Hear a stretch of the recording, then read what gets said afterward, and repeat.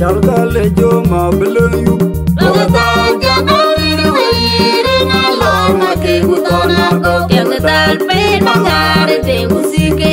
Makwaya jawang nom kere woda jatya matuwin Jalgale jo ma belengrom Logata jabari wiri na lona ke gutona go Yangatal pe magare te musike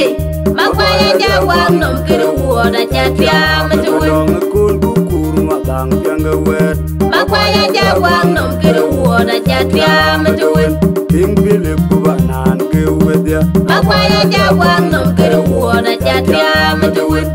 Lini tiang ayan jana kuna yar Wenya pe bukaya banga to kuna bu Ade wadu ngarana limpit kuna weka sindina wad Yanurumat Echalu wa jor koj Wila kai nanga kuna kwe Makiri dengenai Namanya tungara nuna Tiko kenyekor Lini tiang ayan jana kuna yar Wenya pe bukaya banga to kuna bu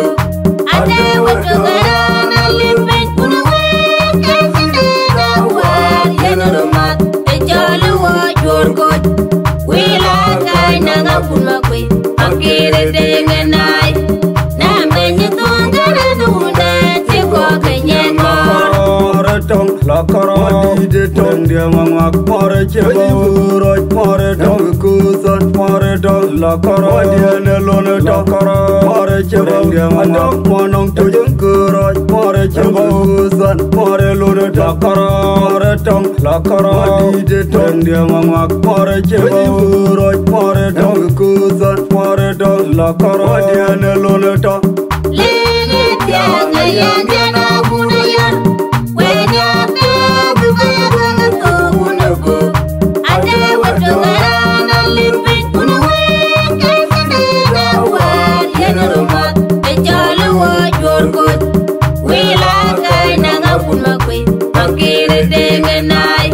Namanya tungara nuna Tiko kenyekor Lini tiang ayan jana kuna yar Wenya pe bukaya banga to kuna bu Ade wadu ngarana limpit kuna weka sindina wad Yanurumat Echalu wa jor koj Wila kai nanga kuna kwe Makiri dengenai Namanya tungara nuna Tiko kenyekor Jalgale jo ma belenyu Logata jabari wiri na lona ke gutona go Yangatal pe magare te musike Makwaya jawang nom kere woda jatya matuwin Jalgale jo ma belengrom Logata jabari wiri na lona ke gutona go Yangatal pe magare te musike Makwaya jawang nom kere woda jatya matuwin Kul bukur matang pianga wet Makwaya jawang nom kere woda jatya matuwin King Philip kubanan ke wedya Makwaya jawang nom kere woda jatya matuwin Lini tiang ayan jana kuna yar Wenya pe bukaya banga to kuna bu Ade wadu ngarana limpit kuna weka sindina wad Yanurumat Echalu wa jor koj Wila kai nanga kuna kwe Makiri dengenai Namanya tungara nuna Tiko kenyekor Lini tiang ayan jana kuna yar Wenya pe bukaya banga to kuna bu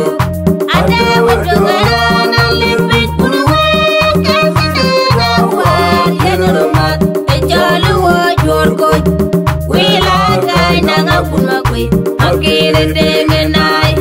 Namanya tungara nuna Tiko kenyekor tong lakara di tong dia mangak more cheba uroj more tong kusan more tong lakara dia nelone takara more cheba dia mangak monong tujung kuroj more cheba kusan more lone takara more tong lakara di tong dia mangak more cheba uroj more tong kusan more tong lakara dia nelone tak Lini tiang ayan jana kuna yar Wenya pe